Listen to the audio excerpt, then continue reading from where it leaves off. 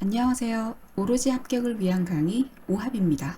개념 강의 1강에서 배운 내용들이 어떻게 기출에 적용되는지 함께 기출문제를 분석하면서 공부해 보도록 하겠습니다. 첫 번째 문제입니다. 유통기간은 창출하는 가치를 묻고 있는 문제입니다.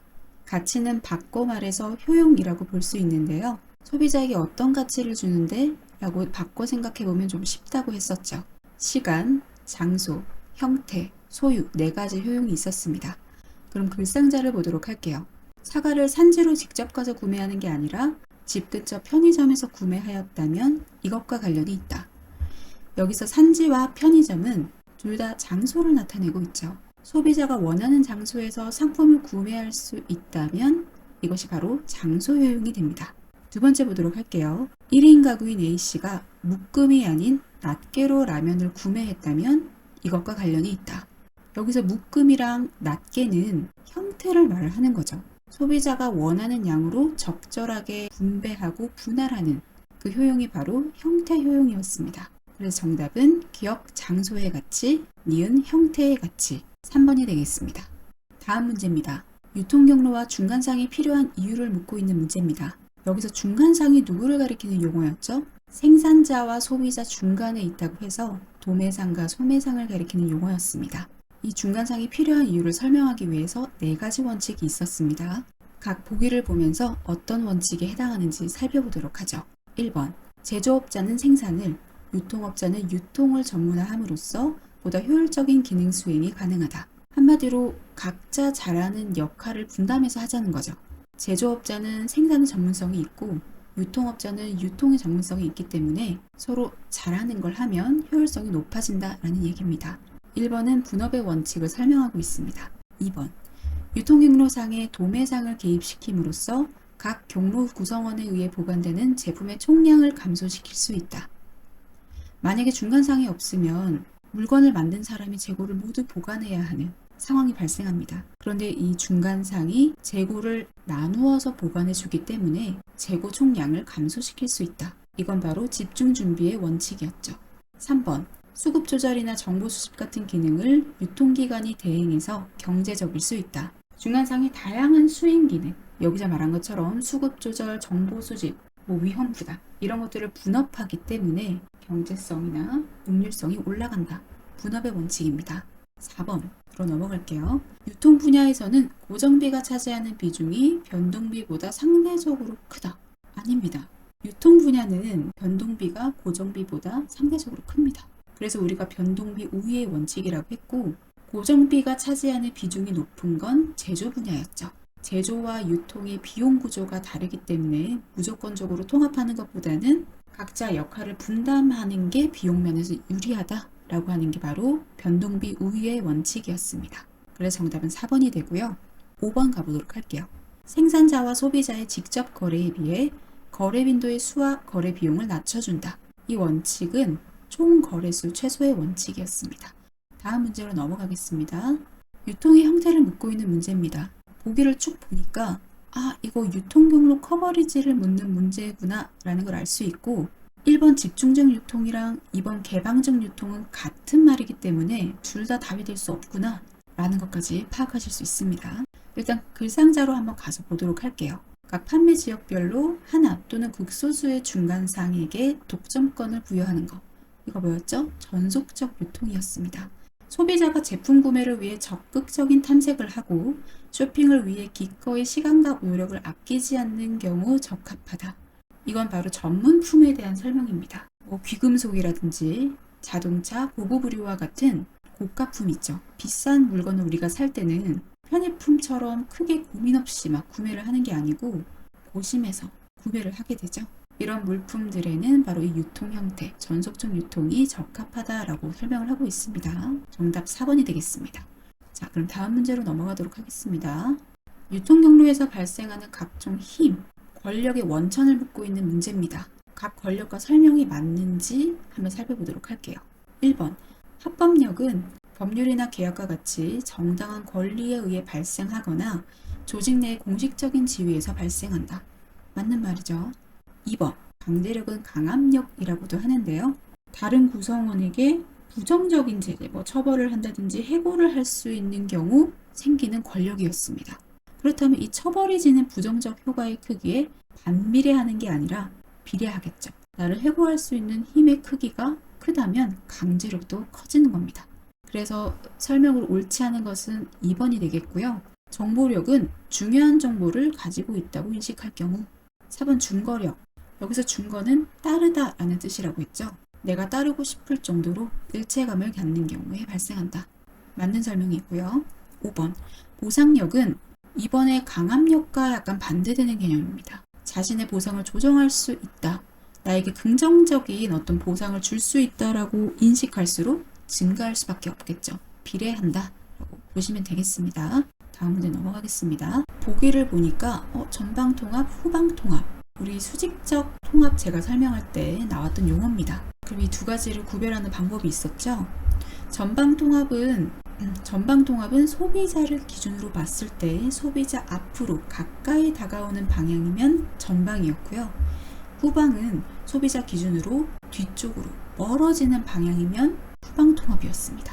자, 글상자를 보도록 하겠습니다. 유통경로의 수직적 통합에는 두 가지 유형이 있다.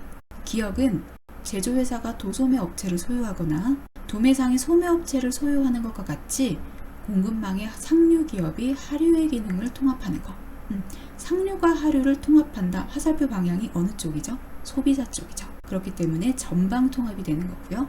니은 보겠습니다. 소매업체가 도매 기능을 수행하는 것과 같이 공급망의 하류에 위치한 기업이 상류의 기능까지 통합하는 것. 하류에서 상류로 가는 방향은 소비자에게서 멀어지는 방향이죠. 그렇기 때문에 후방 통합이 됩니다. 그래서 정답은 2번이 되겠습니다. 다음 문제 가겠습니다. 기업형 수직적 유통경로 시스템에 대한 설명으로 옳지 않은 걸 고르는 문제입니다. 이 기업형 VMS는 한 경로 구성원이 다른 경로 구성원을 법적으로 소유하고 관리하는 유형이었죠. 통합의 규모가 워낙 크기 때문에 규모의 경제를 실현할 수 있다라고 했습니다. 자, 1번 보겠습니다. 생산에서 판매에 이르는 시간을 단축시켜 시장 환경에 신속하게 대응할 수 있다. 맞습니다. 이런 장점 때문에 수직적으로 통합을 하는 거죠.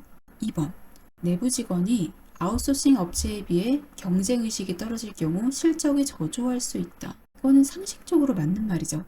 우리 회사 직원이 외부 업체 직원에 비해서 더 앞서가려는 의식이 떨어지면 실적이 저조할 수가 있죠.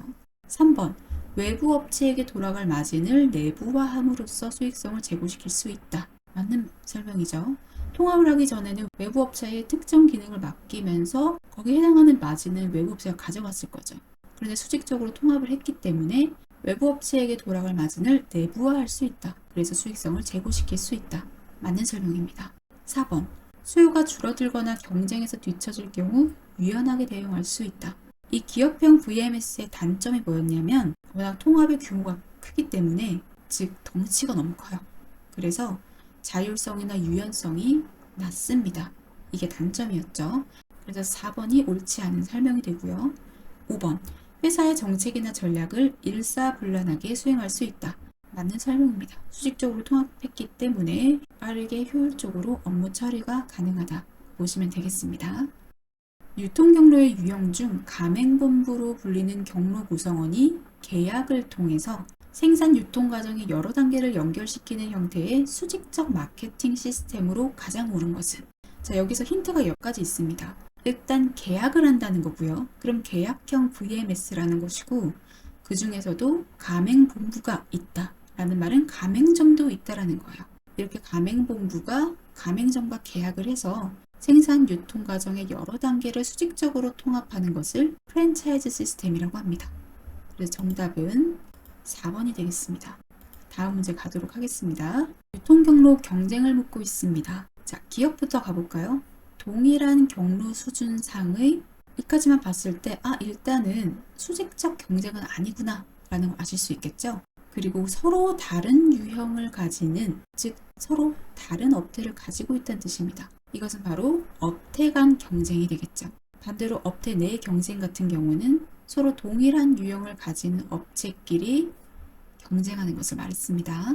니은 보도록 하겠습니다.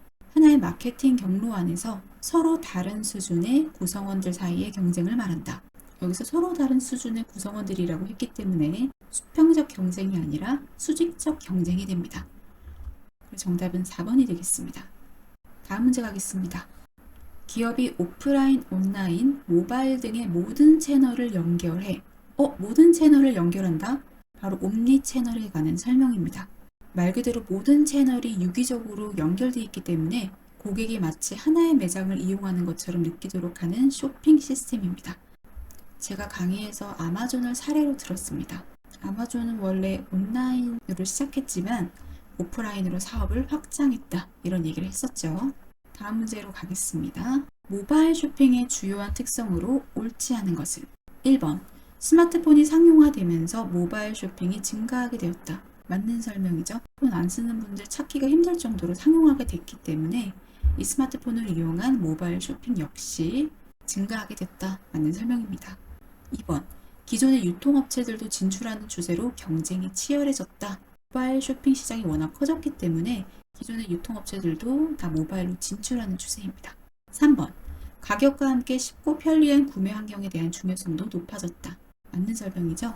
가격 경쟁력도 있겠지만 소비자들이 사용하기 편한 구매 환경 역시 중요해졌죠. 4번입니다. 스마트폰을 통해 가격을 검색하고 오프라인 매장에서 실물을 보고 구매하는 쇼루밍이 증가하고 있다. 자, 이 설명은 쇼루밍이 아니라 역쇼루밍에 대한 설명입니다. 쇼루밍은 오프라인 매장에서 실물을 보고 온라인에서 보다 저렴하게 구매하는 경우를 얘기합니다. 네, 지금 설명이 반대로 되어 있기 때문에 4번이 정답이 되겠고요. 5번. 정기적인 구매가 이루어지는 생필품은 모바일 쇼핑의 대표적인 판매 품목 중 하나이다. 쿠팡 사용하는 분들의 구매 목록을 보시면 이 생필품들이 굉장히 많이 들어가 있죠. 맞는 설명이 되겠습니다.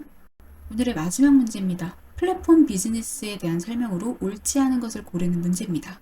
1번. 플랫폼을 통해 사람과 사람, 사람과 사물을 연결해서 새로운 유형의 서비스가 창출된다. 플랫폼 비즈니스의 정의에 해당하는 설명입니다. 2번. 정보통신의 발달은 사람 간의 교류를 더 빠르고 효율적으로 실현시키면서 플랫폼 비즈니스 성장에 긍정적인 영향을 미치고 있다. 맞습니다. 점점 더 다양한 플랫폼들이 우후죽순 생겨나고 있죠. 3번. 플랫폼 비즈니스의 구성원은 플랫폼 구축자, 즉 플랫폼을 만든 사람과 플랫폼 사용자, 플랫폼을 사용하는 사람으로 크게 나뉜다. 맞는 설명이고요. 4번. 플랫폼은 소식, 물건, 서비스 등 다양한 유형의 콘텐츠 교류가 가능하게 해주는 일종의 장터이다. 당근마켓 생각해 보시면 당근마켓은 중고 물품을 서로 교류하기도 하지만 물건을 옮겨주는 서비스라든지 그런 것도 교류가 가능하고 있죠. 마지막 5번입니다. 플랫폼 비즈니스 사업자는 플랫폼을 제공해주는 대가를 직접적으로 취할 수 없으므로 광고 등을 통해 간접적으로 수익을 올리는 비즈니스 모델이다. 아닙니다. 지난 강의에서 플랫폼 비즈니스 수익에 대해서 얘기를 할 때 플랫폼 주도 기업과 참여자 또는 참여자 간의 공동의 이익이 존재해야 한다라고 설명을 했죠. 그래서 대가를 직접적으로 취할 수 없다라는 설명은 잘못됐다. 공동의 이익이 존재한다 라고 알고 계시면 되겠습니다. 이상 기출 강의 1강이 끝났습니다. 저는 개념 강의 2강에서 뵙도록 하겠습니다. 모두 고생 많으셨습니다.